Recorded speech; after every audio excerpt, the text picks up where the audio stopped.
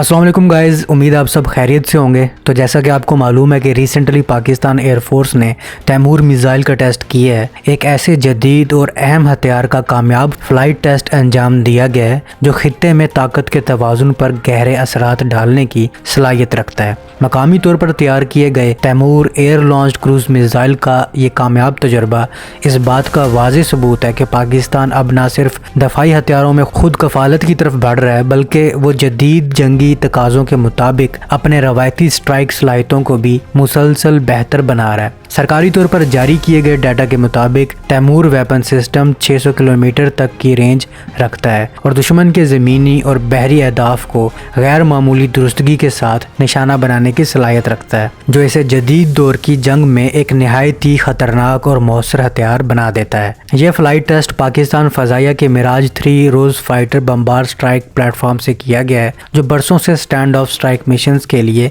एक आजमूदा और काबिल एतमाद प्लेटफॉर्म समझा जाता है।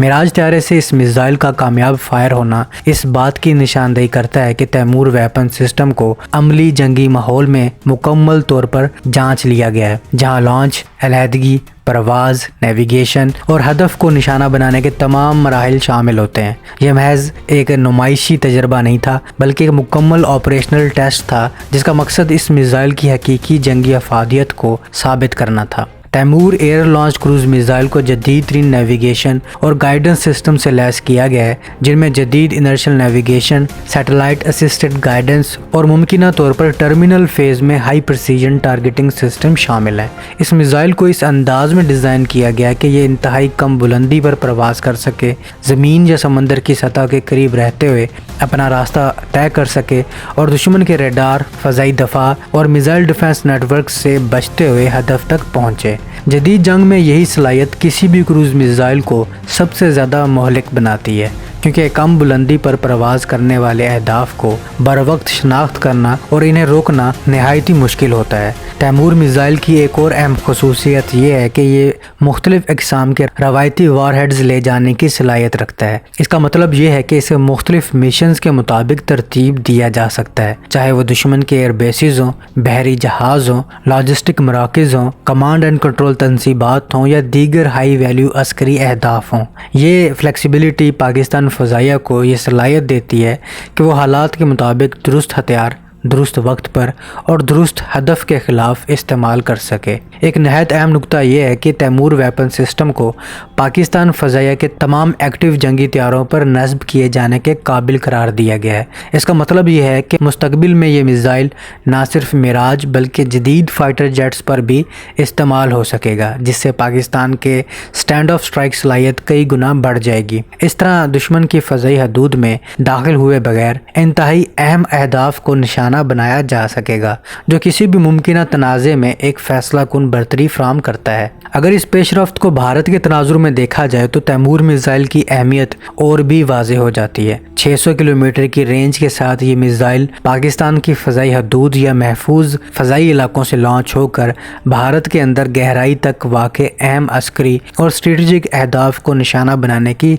सलाहियत रखता है। भारत के कई अहम air bases, naval installations, radar sites और कमांड सेंटर्स इस रेंज के दायरे में आ जाते हैं। इसका मतलब यह है कि किसी भी कशीदगी या महदूद तनाज़े की सूरत में पाकिस्तान के पास एक ऐसा मौसर और कंट्रोल्ड ऑप्शन मौजूद होगा जो दुश्मन की अस्करी सलाहियत को इब्तदा में ही मफलूज कर सकता है। मज़ीद ये कि भारत की जानिब से फ़ज़ाई दफ़ाई निज़ाम जैसे जदीद सतह से फ़ज़ा में मार करने वाले मिसाइल और एयर डिफेंस नेटवर्क्स पर भारी सरमायाकारी के बावजूद कम बुलंदी पर प्रवास करने वाले जदीद क्रूज मिसाइल आज भी एक बड़ा चैलेंज समझे जाते हैं। तैमूर जैसे मिसाइल इन निज़ामों के लिए एक संजीदा ख़तरा है, क्योंकि इनका बर वक्त सुराग लगाना और इन्हें रोकना इंतहाई मुश्किल होता है, ख़ास तौर पर जब वो इलेक्ट्रॉनिक वारफेयर और पेचीदा प्रवास के रास्ते इस्तेमाल करें। दोस्तों, पाकिस्तान फ़ज़ाइया ने जिस Taimur air launch cruise missile का टेस्ट किया है, इसके बाद एक सवाल शिद्दत के साथ सामने आया है कि आखिर जब पाकिस्तान के पास पहले ही राद 2 जैसा एयर लॉन्च क्रूज मिसाइल मौजूद है, जिसकी रेंज, डिज़ाइन, प्लेटफॉर्म और सलाहियतें बज़ाहिर बिल्कुल यकसा दिखाई देती हैं, तो फिर तैमूर मिसाइल बनाने और मुतारिफ़ कराने की ज़रूरत क्यों पेश आई? کیونکہ اگر ہم سرکاری طور پر جاری کیے گئے ڈیٹا کو دیکھیں تو تیمور میزائل کی رینج بھی 600 کلومیٹر بتائی جا رہی ہے اور راد 2 کی بھی سیم یہی رینج ہے، اور راد 2 بھی انتہائی کم بلندی پر پرواز کرنے کی صلاحیت رکھتا ہے جیسا کہ تیمور رکھتا ہے۔ راد 2 بھی جدید نیویگیشن اور گائیڈنس سسٹم سے لیس ہے، دشمن کے فضائی اور میزائل دفاعی نظام کو چکمہ دینے کے لیے ڈیزائن کیا گیا ہے، اور اسے بھی میراج روز 3 فائٹر بمبار طیاروں سے فائر کیا گیا تھا۔ تو وہی تمام خصوصیت جو تیمور میزائل میں راد 2 میں بھی نظر آتی ہیں، تو پھر فرق کہاں ہے؟ دوستو اصل میں فرق ہمیں میزائل کی ظاہری شکل یا صرف رینج کے نمبروں میں نہیں بلکہ اس کے پیچھے موجود فلسفے، آپریشنل تصور اور اسٹریٹجک رول میں نظر آتا ہے۔ راد اور راد 2 کو ابتدا ہی سے ایک اسٹریٹجک ویپن کے طور پر ڈیزائن کیا گیا تھا۔ یہ وہ میزائل ہیں جو پاکستان کے نیوکلیئر ڈیٹرنس کا فضائی ستون سمجھے جاتے ہیں، یعنی پاکستان اپنی نیوکلیئر پاور کو صرف زمین یا سمندر تک محدود نہیں رکھتا بلکہ فضا کے ذریعے بھی نیوکلیئر اٹیک کرنے کی صلاحیت رکھتا ہے۔ یعنی اگر کبھی انتہائی خطرناک صورتحال پیدا ہو جائے تو پاکستان کے پاس ایسے لڑاکا طیارے اور میزائل موجود ہیں جو فضا سے لانچ ہو کر دشمن تک جوہری ہتھیار پہنچا سکیں۔ راد کا بنیادی مقصد دشمن کو یہ پیغام دینا ہے کہ پاکستان کے پاس ایسا قابل اعتماد، محفوظ اور زندہ بچ جانے والا ایئر لانچڈ ڈیلیوری سسٹم موجود ہے جو کسی بھی شدید تنازع میں اسٹریٹجک سطح پر استعمال ہو سکتا ہے۔ اسی وجہ سے راد میزائل کی ڈیزائننگ میں سب سے زیادہ زور میزائل کی سروائبلٹی، پینیٹریشن کیپیبلٹی اور دشمن کے ڈیفنس نیٹ ورک سے بچ نکلنے پر دی گئی ہے، نہ کہ انتہائی باریک درستگی پر۔ اس کے برعکس تیمور ویپن سسٹم کو جس انداز میں پیش کیا گیا ہے، اس سے واضح ہوتا ہے کہ یہ ایک خالص روایتی کنونشنل پریسیجن اسٹرائک ہتھیار ہے۔ تیمور کو پاکستان فضائیہ کی روایتی جنگی صلاحیتوں میں اضافہ کرنے کے لیے تیار کیا گیا ہے تاکہ ایسے اہداف کو نشانہ بنایا جا سکے جو نہ نیوکلیئر ہوں اور نہ ہی اسٹریٹجک ڈیٹرنس کے زمرے میں آتے ہوں، بلکہ وہ دشمن کے air bases, naval targets, command and control centres, radar sites اور ہائی ویلیو کنونشنل تنصیبات ہو سکتی ہیں۔ یہی وجہ ہے کہ تیمور کے بارے میں زور دیا گیا ہے کہ یہ مختلف اقسام کے روایتی وار ہیڈز لے جانے کی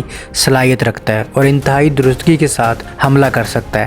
اگر ہم عالمی مثالوں کو دیکھیں تو یہی فرق امریکہ، روس اور چین میں بھی نظر آتا ہے۔ امریکہ کے پاس ایک طرف nuclear carrying air launched missile ہیں تو دوسری طرف جیسم جیسے کنونشنل پریسیجن میزائل جو کہ شکل میں ایک جیسے ہیں مگر کردار میں مکمل طور پر مختلف ہیں۔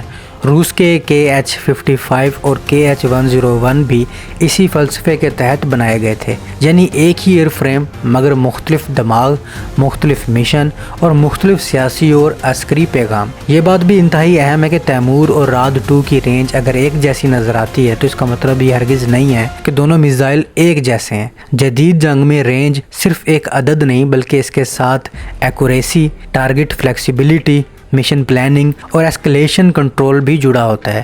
راد 2 کی رینج کو کھل کر ظاہر کرنا بھی ایک اسٹریٹجک سگنل ہے، جبکہ تیمور کے بارے میں اگرچہ 600 کلومیٹر کہا جا رہا ہے لیکن اس کی اصل آپریشنل رینج، فلائٹ پروفائلز اور ٹرمینل گائیڈنس موڈز جان بوجھ کر چھپائے گئے ہوں گے۔ ایک اور بنیادی فرق یہ ہے کہ تیمور کو پاکستان فضائیہ کے تمام ایکٹیو جنگی طیاروں پر نصب کیے جانے کے قابل بنایا گیا ہے۔ اس کا مطلب یہ ہے کہ مستقبل میں یہ JF-17 بلاک 3، J-10C اور دیگر پلیٹ فارم سے بھی استعمال ہو سکتا ہے، جو پاکستان کو ایک ایسا conventional stand of strike option فراہم کرتا ہے جو نیوکلیئر تھریش ہولڈ سے نیچے رہتے ہوئے دشمن پر دباؤ ڈال سکتا ہے۔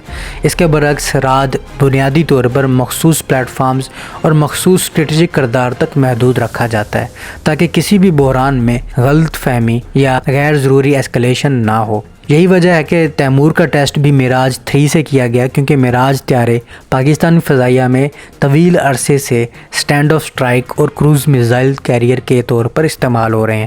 یہ ایک آزمودہ، محفوظ اور کم رسک والا پلیٹ فارم ہے جس پر نئے ہتھیار پہلے انٹیگریٹ کیے جاتے ہیں اس سے پہلے کہ انہیں جدید اور قیمتی فرنٹ لائن فائٹرز پر منتقل کیا جائے۔ اس کا مطلب یہ ہرگز نہیں ہے کہ تیمور صرف میراج کے لیے ہے بلکہ یہ ایک مرحلہ وار انٹیگریشن کا حصہ ہے۔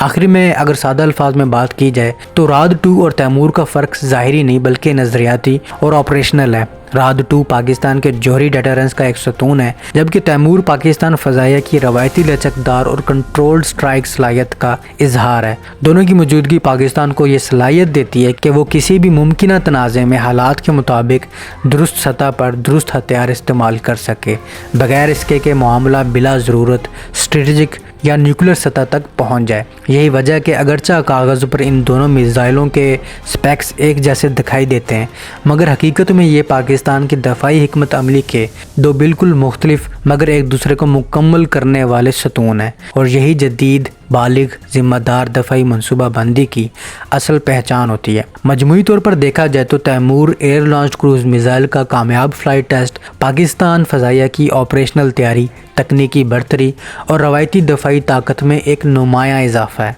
यह हथियार खित्ते में किसी भी मुमकिन जारियत के खिलाफ एक मजबूत और काबिल एतमाद डेटरेंस भी कायम करता है। भारत के लिए यह पैगाम बिल्कुल वाज़ेह है कि मुस्तकबिल में किसी भी जंग में पाकिस्तान के पास ऐसे जदीद, दुरुस्त और दूर मार हथियार मौजूद हैं जो ताकत के तवाज़ुन को एक लम्हे में बदलने की सलाहियत रखते हैं, और यही हकीकत तैमूर वेपन सिस्टम को खित्ते के लिए एक नहायत अहम और ख़तरनाक पेशरफ्त बना देती है। तो अब तक के लिए इतना ही। उम्मीद आपको ये वीडियो पसंद आई होगी। अगर आपको ये वीडियो पसंद आई है तो अपने दोस्तों के साथ ज़रूर शेयर कीजिएगा और कमेंट सेक्शन में अपनी राय का इजहार भी ज़रूर कीजिएगा। मिलता हूँ नई वीडियो में, तब तक के लिए अपने होस्ट बिलाल को इजाज़त दीजिए। अल्लाह हाफिज़।